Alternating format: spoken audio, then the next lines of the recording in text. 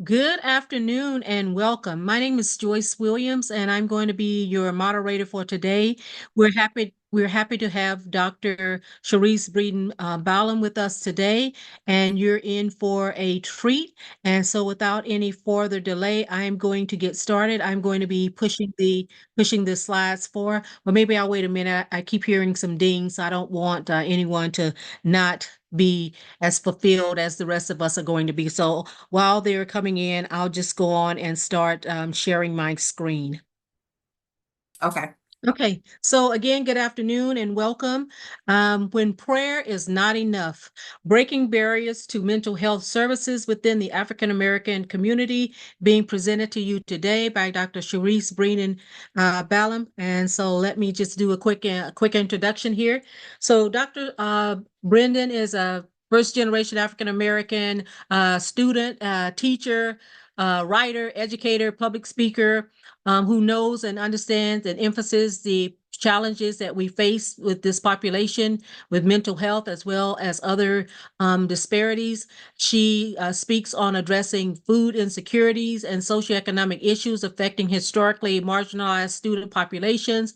She has a vast amount of experience in mental health facilities, human services agencies, and state government. She has a distinguished career as a licensed social worker and a higher education administration. Dr. Breeden holds a doctorate in community college leadership, a master's in social work, and a bachelor of science in sociology. So sit back and let her give you about 35 to 45 minutes on what mental health looks like and how it affects the African American community. Then we'll have time for questions.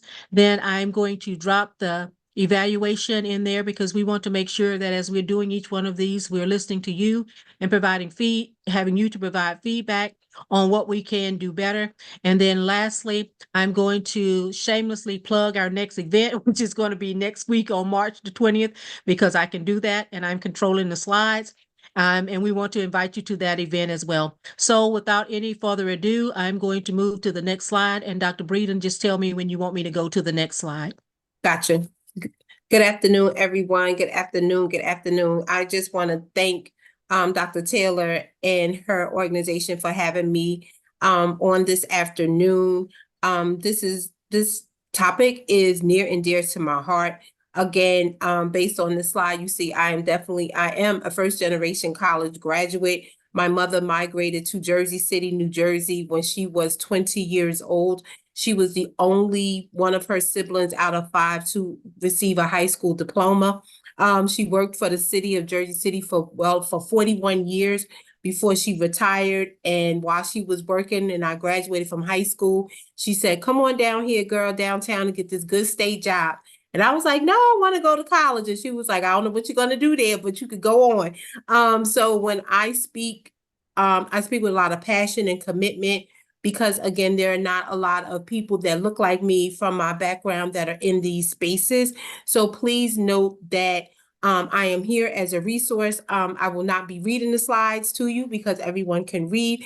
I'm just here really to provide you with some high level information and allowing time for us to have dialogue and well as for me to address any questions that you may have. At the end of the presentation, I have provided some resources that are nationwide because of the vast audience that is on this presentation today, as well as my contact information. And by all means, if it's something that I speak about that you want more information on, you can reach out to me and I can give you that information.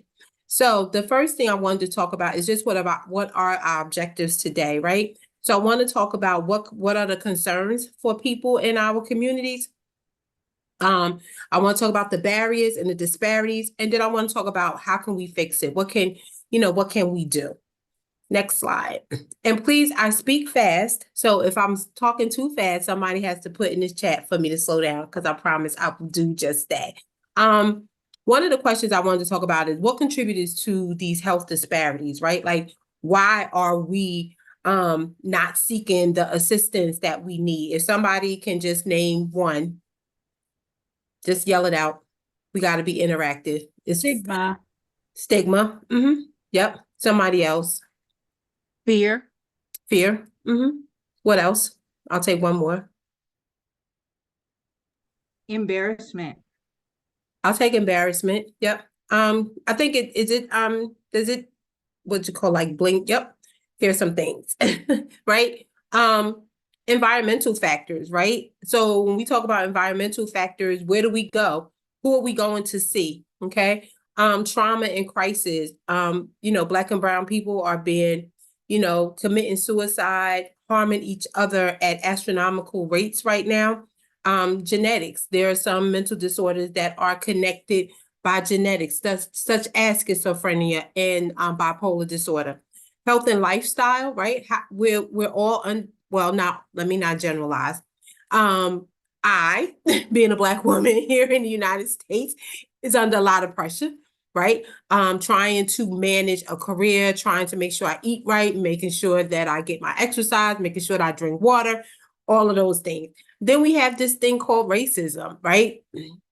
We don't need to say no more. Discrimination, we don't need to say no more. Poverty, and then it's our family, right? We can come from great families, and then we have some issues within our families. Okay, so again, these things contribute to some of the barriers that we have when we're seeking mental health services. Next slide. So I just wanted to give some data because I always want to give content to the topic. So we see right here, 1 in 5 adults experience some type of mental health crisis every year. And that could be anxiety, that could be depression, that could be anorexia, that could be bulimia. It could be self-medicating, it could be overindulgent in alcohol, overindulgent in pain medication, various things. 1 in 20 adults have serious mental illnesses every year, meaning that they go from maybe a minor bout of depression to major depression. Then we have to talk about our young people. 1 in 6 youth ages between 6 and 17 are experiencing some type of mental health disorder by the age of 14, and then 75% by the age of 24. That is a lot. Those numbers are very, very high. And what is happening in that category there, our young people are going to college. We are sending them to school. We're sending them to HBCUs or PWIs or community colleges, and they get in there and they're not knowing what to do. So now the anxiety and depression is kicking in. So these are what we're talking about when we talk about experiencing some type of mental health disorder.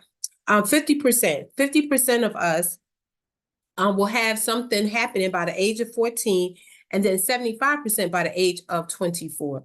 Again, the life that we're living, the environment that we're living in, where we're living at, all are factors into these issues. Mental health conditions, in African Americans are the same or lower than whites, but we don't seek treatment. We don't seek treatment. We self-medicate. We believe that it'll go away. We cry, we cuss, we fuss. We may go to our spiritual leaders, and they may not be equipped to deal with what is being told to them. So what happens to them, right? What is happening? We're still just suffering. And the last, historical and systemic experience of racism and discrimination. During the pandemic, a lot of Black and brown people were not being vaccinated because they referenced the Tuskegee incident. Like, I'm not going there. They're not going to give me these medicines because they don't know, whatever. But at the end of the day, we have to be able to trust somebody in something. Next slide, please. So what are some barriers we have? Money, resources, healthcare providers, people that look like me, that speak like me, that have the educational background as myself. Depending on where you live, there may be a small number of licensed social workers.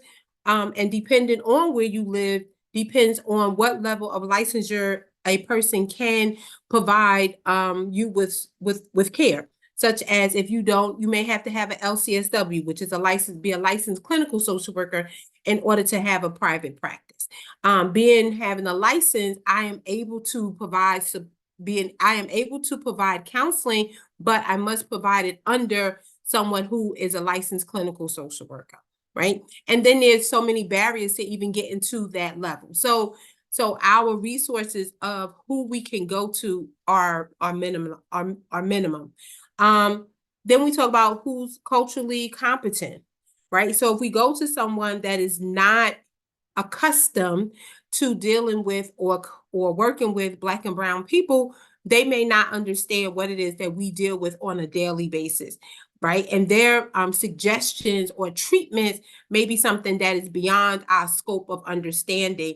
And then there's a gap. So they're telling us what to do, but we're like, we can't do that because of where we are, and we don't have the resources. So, that could be that can be an issue. And then again, we talk about low quality care.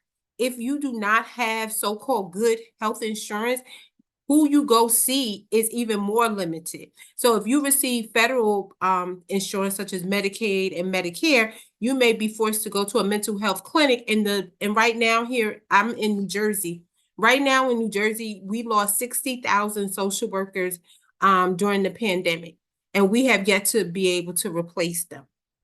So that means if you want to see a mental health clinician, there is a 6 to 9 month wait for you to see somebody. And if you want to see somebody in person, the wait can be even longer. So if you're willing to do a telehealth appointment, you may still have to wait about 90 days, 45 to 90 days, unless you are coming from a hospital where you've had some type of crisis. But if you're suffering, let's say, from so-called minor depression, and you would like to see someone, you may be waiting 45 to 90 days while you get an appointment. And what do you do in the meantime? The depression is not going to go away. So what happens? Next slide, please. So again, these are just some of the barriers, right? We talked about Medicaid, limited resources and support. Misdiagnosis is big. How many times, you could just raise your hand, how many times have we heard people say, oh, they just schizophrenic, or they just got bipolar? We say that as if we say that the Wawa is down the street, and that is not the case.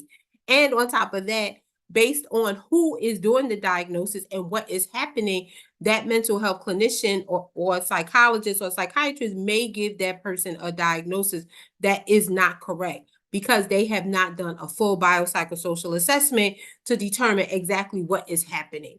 So, and that could be because they may be high on drugs or alcohol. In New Jersey, we have very high numbers of fentanyl, and we have high numbers of people who use embalming fluid.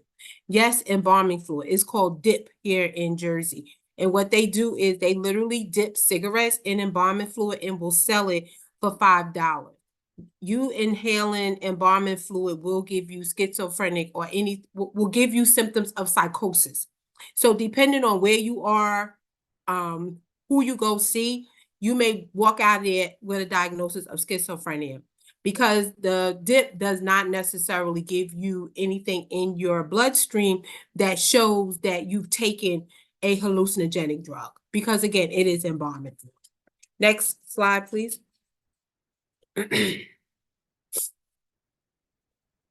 You can pull a point 7. And how do we fix this? How can we, what can we do, right? Let's talk about normalizing, okay? Someone having a baby and they are crying when the baby is crying, let's not normalize and just be like, oh, you have the baby blues. Ask more questions and seek assistance. Talk about, early in prevention, right? When people passed away during COVID, a lot of people did not get closure in those situations. There was no closure because we could not have, proper funerals and repasses. Couldn't go to the grave sites. We couldn't see our loved ones in hospitals. So a lot of those issues become wounds that have not been healed.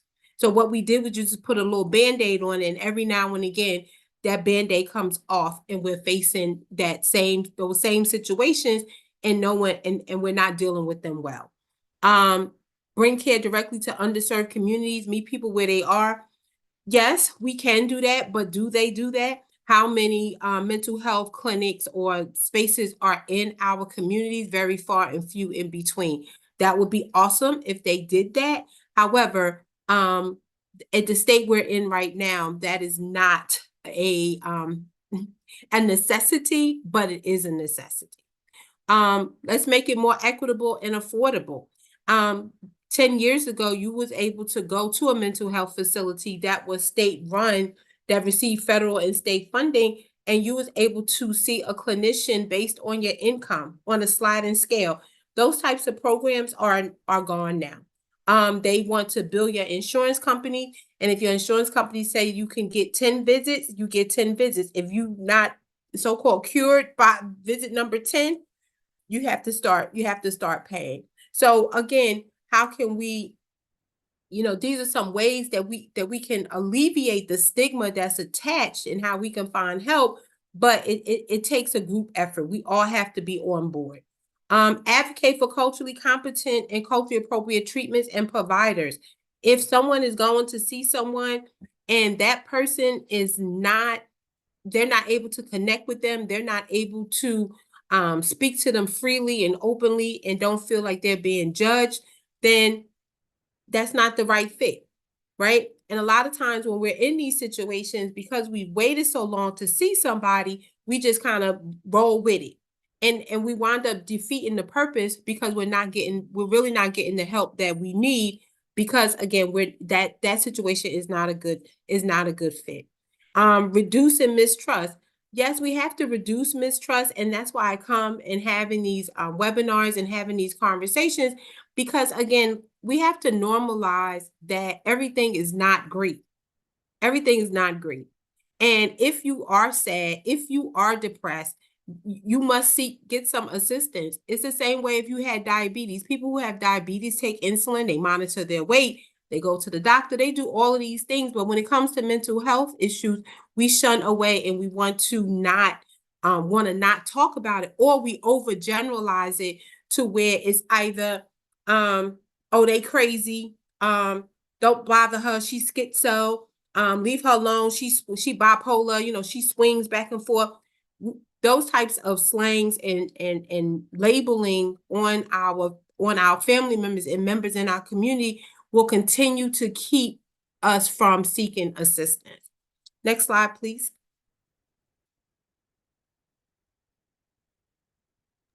So Dr. Breeden, before we go on, you had a question down at the bottom, anything else you can think of? And so just wanted to get our audience involved if they know of anything else that we can do to have how we can affect lasting changes on mental health in the African American community. I don't know what our audience is made up. Maybe we have some healthcare providers out there that can Sure. provide something, or if you're just a person who feels that you have some answers that have not been presented to us thus far, you can come off of mute and share those with us. And also want to recognize the co-facilitator, Dr. Rita Mercer, who is on now as well. And I think she said if you have any questions or you need anything, you can put that in the chat. So she will be monitoring the chat for us. So thank you, Dr. Mercer. So if no one has a question, so Dr. Breeden, I have a question for you. So what We have a happens question, Ms. Williams, okay. Ms. Monique has a question. Before Hi, you thank you go. for acknowledging. Yes. Typically, I operate my practice as an educator in K through 12 environments. And with Generation Z and Generation A, I noticed that media still influences people of color. One strategy that I am noticing that is helpful is in music and media that we talk about mental health as well as mental health solutions. In that small sample size that I'm noticing, and about the past 5 years within the Midwest, I noticed that mental health care is perceived as more of a positive instead of disparaging insults, as our facilitator was sharing before. To summarize, augmenting mental health and its strength as a healing tool within our community using the media could be a strong solution for our upcoming generations. Thank you. And I'm just piggyback off of that and say that the reason why I talked about this topic is because I've noticed a lot of people in my community, in my network, were seeking assistance from the pastor. Going to the pastor. I am a Christian, so let me just put that out there. I go to a non-denominational church. And my pastor got in the pulpit and was saying, there are just issues that I cannot deal with, and I need you to seek out assistance. And what he did was he tapped us that was in the congregation that were clinicians, and asked us to come up with almost like a survival guide with some resources and things in the community for him to be able to give to people who came to see him. And for me, that sparked this the conversation in this in the title of this webinar, or what this conversation, because prayer is excellent, right? I'm for prayer. I waddle on the altar. I will be crying and wobbling all night if have to. But at the end of the day, it's the same thing that I say to my clients. When you have diabetes, you take medication, you take insulin, you regulate, you monitor. If you're suffering from mental health and they prescribe you medication, why don't you take the medication? It's going to subside the symptoms, but there may be some side effects. But with everything, there's a pro and a con, right? And I don't think that we give ourselves enough time to really take in all that all that is happening. So so we could talk about that, but I just wanted to give that content that that's how this was birthed out. And even in that space of regulating taking medication is a big step for us meaning people of color, to take medication for symptoms of mental illness. Ms. Williams, you could, I apologize. You have to reel me back in. I told you that earlier. Oh, okay. Well, no, I think we're good with the time.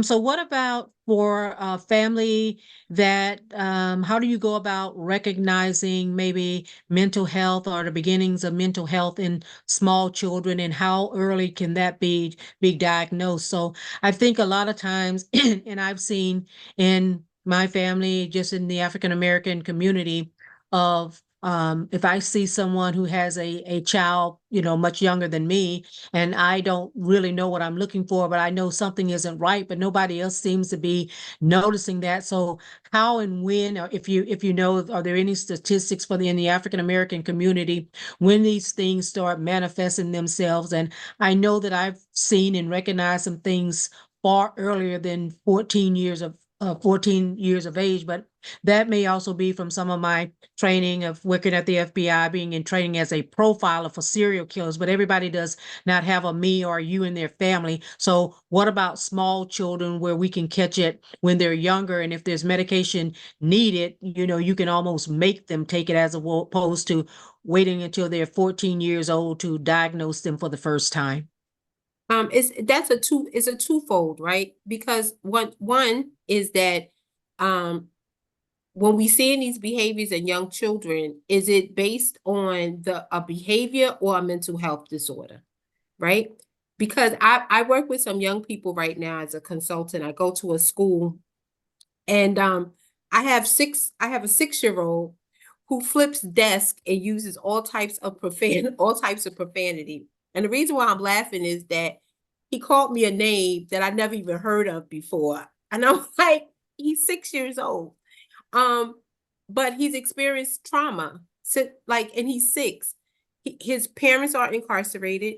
That his mother and father were, was fighting each other, right? So he has experienced so much in his little 6 years of his life.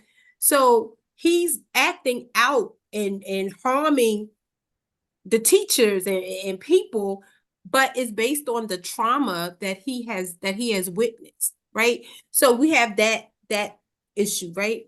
Then you may have young people who were born addicted to drugs and or alcohol, right? What is that looking like for them in the classroom? So I think that one of the major things that we have to do is we have to be observant, number one, yes. And I think that we have to ask for help. And I think that we have to be open to the help. And I think that when the help is given and the suggestions is given, we have to take heed to the suggestions and the help. one of the things that I said to the aunt now who's raising this little person, I said, you know, you have to monitor what he's watching on television or what he has on, you know, on this iPad. Like he's looking at YouTube videos of people shake, shake, shaky, shaky. And I'm like, he's 6 years old. Like he should be watching Barney or whatever, something that's, you know, teaching him something. So it goes back to what Monique was saying, right? A lot of social media is influencing how young people are dealing with things, right? So we have to be careful of diagnosing young people at a young age, because that thing carries it goes with them, right? And we talk about medication. Again, I think that we have to be careful, and I think we have to be advocates, not only for ourselves, but for our community and for each other. And if you know someone in your family is having a crisis or is having some challenges, they may not know how to navigate systems.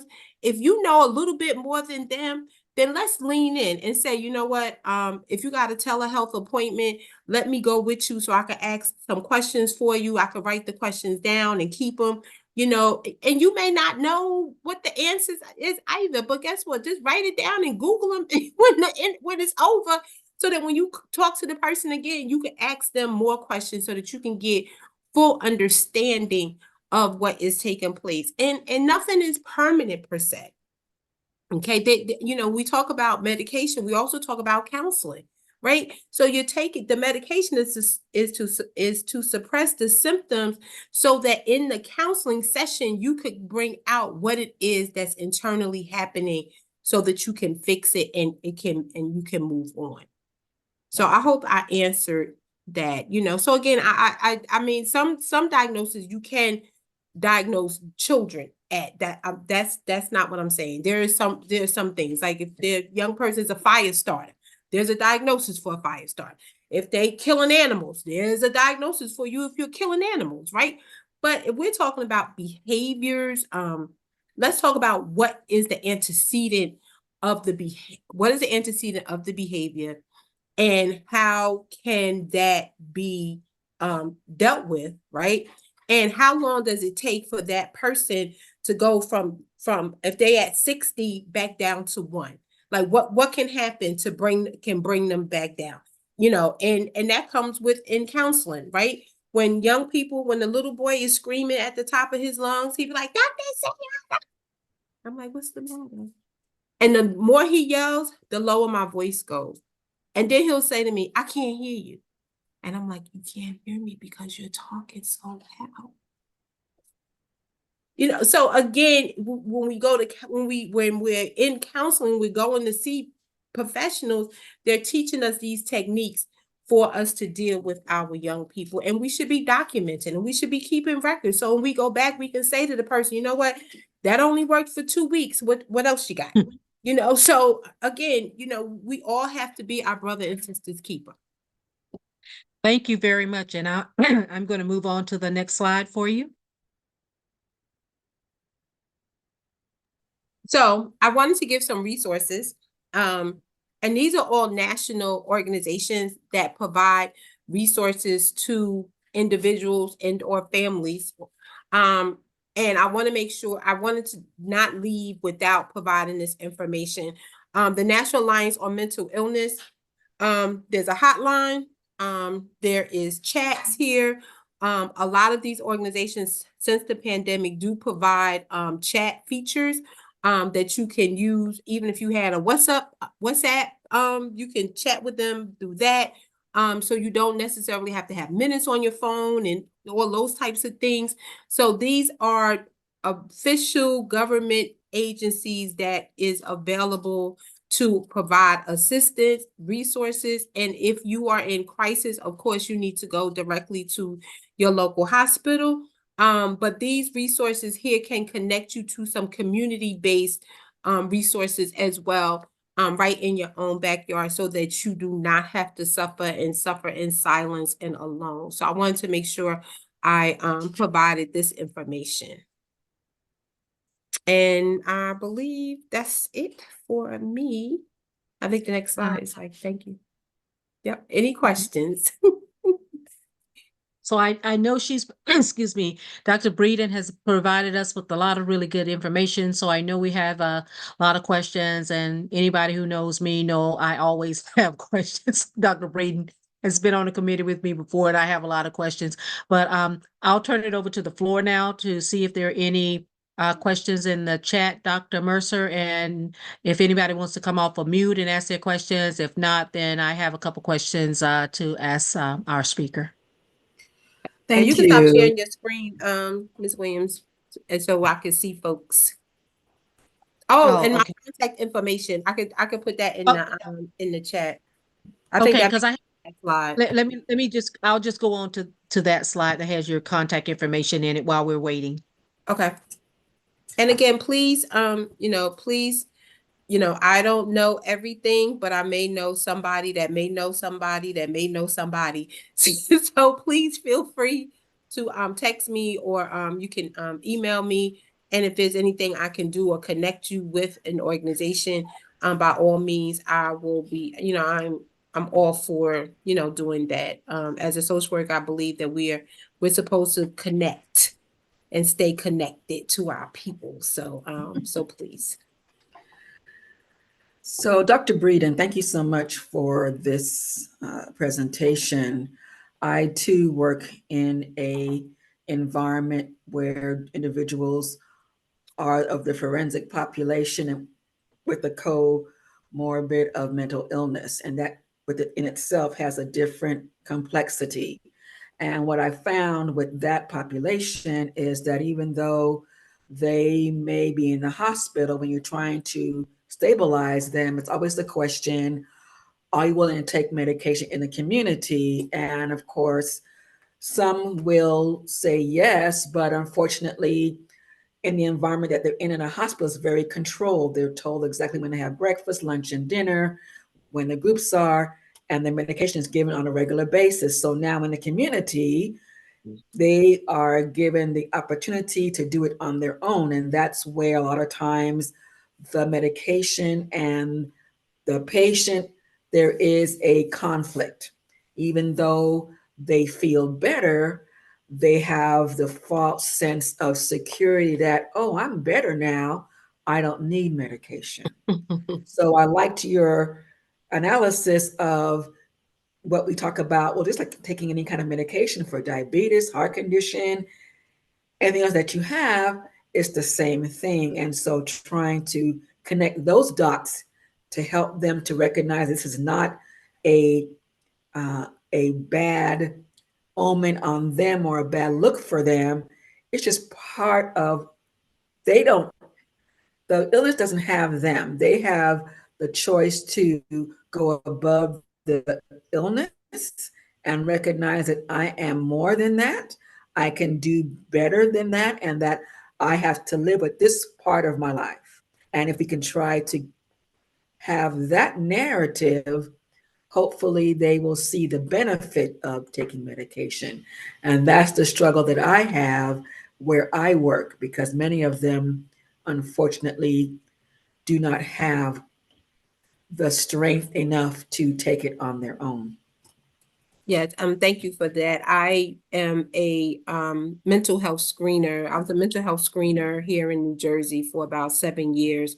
And here in Jersey, you as a mental health screener, you go out into the community and you're able to sign commitment papers and commit a person to a psych hospital for 72 hours before they could see a psychiatrist and or go before a judge to be released, because you said that based on your experience and your education, you're saying that they are a threat to themselves and or others. Right. So they're able to stay in the hospital, right?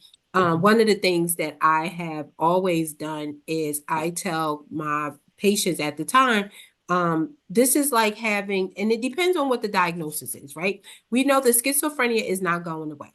Once you're diagnosed with schizophrenia, it does not go away, because it's a psychotic, it's a psychosis, right? So the medication is to suppress the symptoms. So I think that one of the things that we have to do in these spaces is speak truth, right? We can't say, oh, this is going to cure you. That's the wrong verbiage, because it's not. It's going to suppress the symptoms so that you can have a a life of not hearing this constant voice in your head all day, every day. And I think that we have to talk about that, and we have to put it in language so that people understand. And one of the things I told one of my patients one time, I said, well, let me ask you a question. If I told you that your kidneys was failing and you had to go on dialysis, and that if you came to see me 3 times a week and went on dialysis, you would be okay, would you do that? And he was like, yeah. I said, so it's the same thing with this medication that we're giving you. It's the same thing. It's to suppress the symptoms so that you can have a better quality of life. That's what it is. But I think that we have to talk the language that people understand, and we have to be open to give them the good and the bad, right? Some medications decrease your sex drive. Some medications may cause you to, gain weight, right? So we have to do a pro and pros and cons. And for me, in that space, I would literally list it. What are the pros? What are the cons? So that they can see and make a decision. Because at the end of the day, it's about decisions. And it's how you want to live your life. And what do you want with the quality, of your life? So it's hard work. It is hard work, but I think that these types of platforms is what is needed. And they need to happen more often. And I think they need to be more widespread, so that people understand what it is that's happening. Because a lot of times people don't understand. The psychiatrists come in and say, oh, you got this, that, and the next thing, and then they walk out. And then they write you, well, here in Jersey, they don't write you scripts for psychotropic medications anymore. They call it in. So you just go to the drugstore, you may get like 4 or 5 bottles of medication. And now you're like, but I was just a little sad. But it's not just a little sad. You have major depression. So this is what we have to give you. But the conversations wasn't complete enough to make it so that the patient understood the severity of what it is that's happening and how can we suppress those symptoms. And so, Dr. Absolutely. Breeden, with that one, I have a question. So, I hear in like a lot of the other communities, and of course they talk about it, I think a little bit more openly than we do in the African American community, and they always have a name for something. Oh, bipolar, schizophrenic, manic depression, or something like that. But in our community, I don't necessarily hear us using the medical terms. Is that part of, is it because we don't know what the medical terms is? We haven't been really diagnosed, and nothing that I've ever seen where, crazy or a little special, a little touched is a medical diagnosis for anything. And so is it that we don't get fully diagnosed, so we don't have the proper medical terminology for the names? Because I just don't hear people using it and calling it by this proper names. And as you know, I'm real big about use your words, but I can't treat you if I don't know what the word is that you have or proposedly have. So is that just something, or is that like just my being naive and don't hear the proper terminology in the African American community other than the slang terminology, which I'm pretty sure is incorrect? I think it's twofold. One, I think some people don't know what it's called, right? I mean, I hear people say all the time, oh, they just bipolar. Everybody, or they just schizo. Like, what is that? And then when you ask them, no, nobody really knows, what it is, right? So I think we have to be careful of how we label people. And having schizophrenia is a major mental health disorder. So you're right, we don't have the vocabulary. I remember every little kid had ADHD, like, oh, they just jumping off the roof, they all crazy, they just got ADHD, ADD. And that's not that's not the truth. But again, our language and our vocabulary can be decisive, can be very be detrimental, because if somebody keeps hearing that over and over and over and over and over again, then they believe it themselves, right? So you're right. We have to be careful of what we say. And if we don't know something, I think we need to just say something is happening. I'm not sure what it is. I think you should follow up or go see this person or go over here. I think that's the best answer that we can have. Because you don't want to be in a situation where you calling it something that is not. Postpartum depression is real, it's serious. And unfortunately, I've had people who have attempted to harm themselves, and one person was successful. And people was just calling it the baby blues. Oh, girl, you'll be fine. It's just hormonal, sleep deprivated. Oh, please, you don't sleep. You're supposed to be up. The baby's supposed to cry all night. No, that's not supposed to happen, right? And what happens? This woman, this African American woman of color, it suffers in silence to where they can't take it no more and tries to harm themselves and or the baby. Because again, their circle or their community is not knowledgeable enough, or I will say not even about knowledge. I'm gonna say about just standing their ground and saying it's okay to go get some help. I think you need to go get some help instead of, oh, you'll be fine. That we can't, we have to stay away from, oh, you'll be fine. Thank you. Thank you so much. So, Dr. Mercer, are there any questions in the chat?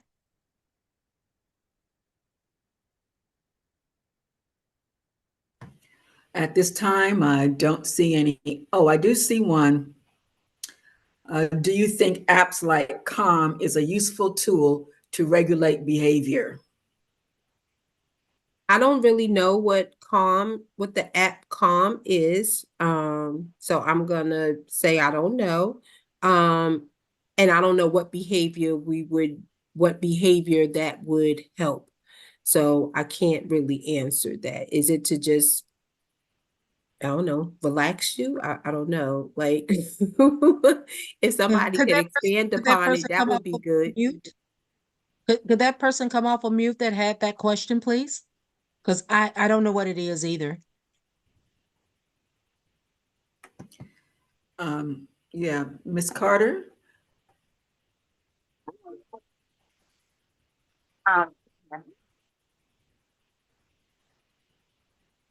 you We can can't explain your.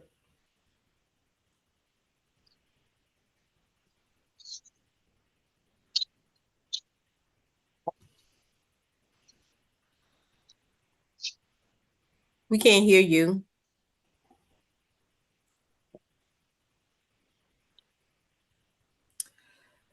She's back off mute now. I know that Calm is an app that individuals can use when they're feeling anxiety, anxious. It will give you some prompts or some things to say.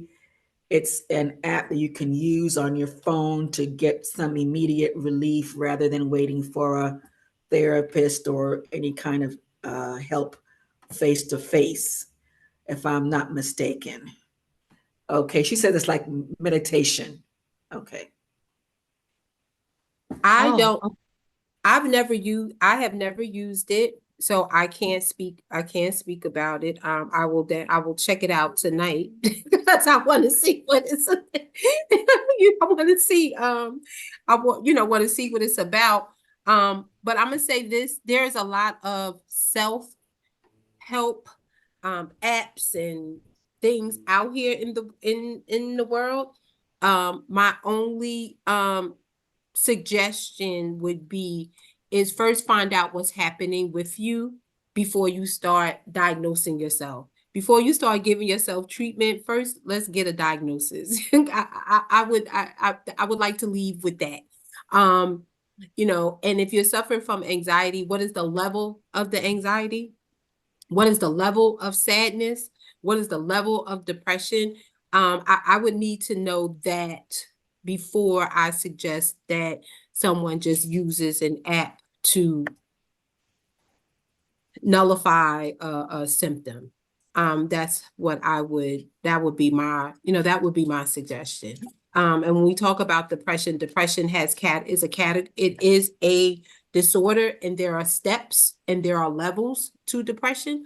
And there could be causes of depression. So I would want to know what is happening before I speak to someone just downloading and using an app. If that was clear. If I was clear about that. I I think you were. So in our last couple of minutes, I just want to thank Dr. Breeden on behalf of the Black Doctoral Network, as well as myself, and as well as my co-facilitator, Dr. Rita Mercer, and on behalf of our president, Dr. Deandra Taylor. This has been wonderful. This has been very informative, and this is actually being recorded and it's going to be posted for the members of the Black Doctoral Network.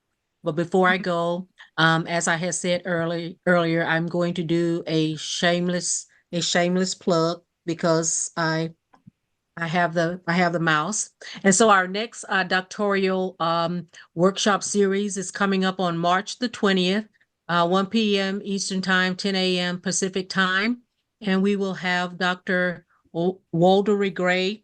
I won't even butcher her first name. That will be on Wednesday, March the 20th. And she will be talking about transforming from a victim to a flourisher, addressing microaggressions with the identity capital. And her workshop has the things on there that you see: empower participants with resilience tools, teach strategies to tackle racial microaggressions. And also the link is on there where you can register for the events. It's free for members and $15 for non-members. However, that's only 2 cups of Starbucks coffee. The $15, and these funds will be well spent as far as putting on other workshops like this, our regional conference that's coming up on April the 20th. So I'll put in a plug for that, and at Loyola Marymount University in Los Angeles, California. Even if you didn't submit a paper, you can still come and be part of the networking. Great opportunity. We have individual speakers, panelists, and we also have a poster session for undergraduates, and just want to invite you all to come. I think it's probably one of the least expensive conferences that I've attended or in a long time. We wanted to make it affordable for everyone to be able to attend. And again, to register, the link is right there. blackphdnetwork.org/events, and you can go in there and register. And one last thing before I go, and again, thanking everyone who participated and who helped to put on the workshop series. One thing about the workshop series, so it's a combination of about 8 weeks of workshops, and this is only the second one, so you have at least 6 more that you can attend. They're already have dates for them, and so this is the second one. The first one was last week. It was excellent on working through the academic systems and going through the interviewing process for academia. Very, very good. Very, very good. But we also want to make sure that these are helpful, they're beneficial, and that we are providing information that we as the Black Doctoral Network community, as well as the Black and African American community, are interested in. So then that leads me to my last slide. And while you're filling this out, Dr. Breeden will still be on if you wanted to ask questions in the chat. That leads you to the link for our survey. And Dr. Mercer, do you have the link for the survey? Otherwise, I will stop sharing and I will drop it in the chat. Yes, it is in 2 places. It says, please complete the evaluation, and I have the links on there. Okay. Okay, so for those of you who may not have time or will want some time to fill out the survey a little bit later, I think I have it in a very large font here. You can take a picture of it and you can fill it out later, but not too much later. And for those of you who want to stay on the call and fill it out now, we will greatly appreciate that as well. And Dr. Breeden will be here if you have additional questions that you would like to ask of her. I think our president is on, Dr. Deandra Taylor. I can't see right now, but I think that she is on, or if you can ask myself or Dr. Mercer. If I don't have the answer, I definitely will go to someone to get the answer for you if you would like more information about the Black Doctoral Network and what we do in general. And again, thank you all for coming out and spending this last very informative hour with us. And we are looking forward to seeing you on March the 20th, and then 5 more times after that, all the way through mid-April for our other presentations. And again, thank you so much for your attendance. And I'm going to stop sharing my screen. Thank you, everyone. This was really good. I'm glad you guys came. Please feel free if anybody want to ask me any questions, let me know. I'll try to answer them. If not, I can get back to you with an answer, but let me know. I just wanted to say that you did a really great job. I'm having technical difficulties because I'm on my phone, but thank you so much. I appreciate it. This was a really good and very informative. I have to try the app because I didn't even know about that. So Well, you know what? I work as a middle school teacher, and a lot of the students who are experiencing some type of behavior trauma, the school district purchased this particular app for kids that they can use it when they're at home. But like you said, you know, they need a diagnosis, right? And I feel like because the district is so large, this was just a tool to support kids immediately. But I like what you said about, you know, you can use all the apps you want, but you've got to get like a real diagnosis. You just can't put a Band-Aid on it and think that it's going to go away. But it's something that we use in schools, that, and, you know, any other universities that have like mental health programs. So I would like for it to be able to track how often people use it and send that information somewhere so that somebody can reach out to that student and say, hey, you know, what's going on? You know, how can I assist you? right. You know, just to tap it and just keep Yeah. going. No, I get it. Makes me nervous, but again, I understand that you have to use something, right? I'm okay with Right. that, but let's connect it with something, Right. track the data, track and see, how often is Johnny, using this app? Is he only using it on the weekends, right? Because then that could tell you that maybe something is happening at home on the weekends, right? If you got a student who's only using it, I don't know, on Mondays and Wednesdays, right? Is it because that's the day that they have, all of their classes, so again, I would just like for, if that's going to be a tool that is used, for it to be a useful tool, right? And to provide information so that somebody can then look at it and then dig a little deeper. If it's just a, a meditation app, okay, that's cool, right? But if you using it all day, every day, apparently you can't meditate. Yeah. You can't meditate all day. You won't get nothing done. So like, what else is happening? So again, that's just my, my 5 cents with the app. All right, I'm going to log off and fill out the survey, but thank you so much. Thank you. Oh, thank you, Ms. Carter. Thank you for joining, and we are looking for you on March the 20th. Absolutely. Thank Okay. you. Bye-bye. Yeah, I just wanted to add, I have a feedback, so I'm not sure why, but I just wanted to add that I think it's necessary to have some type of mental health introduction in the school system. So even if I would think that they are also tracking an app in school if they need to track it, based on a lot of the shootings and the things that are happening in the schools today. So I think that is a good idea to introduce it, because I think that mental health has to be, in our communities, has to be introduced a lot more than it was in the past, so that people can talk about it, people can understand it, people don't have to be afraid of it. But so I think the app is okay, but I do understand where you are coming from on a professional level. But you have to keep in mind too, though, that the app may be owned by somebody, okay? Mhm. So that means you would have to pay or get permission from that person to then track and give you back that information. Sure. So the school district, 9 times out of 10, is not paying for that. So that's where my concern is. If the school itself, let's say you was at, I don't know, see, Sharice University, right? And our mental health team came up with an app and we owned it. So that meant we would be able to track how many times, what is the algorithms and all of that stuff, right? We would have that, like how you go on Facebook and you like a pair of shoes, and then next thing you know, it's like 50 pairs of shoes on the thing. You're like, what? I only like that one shoe.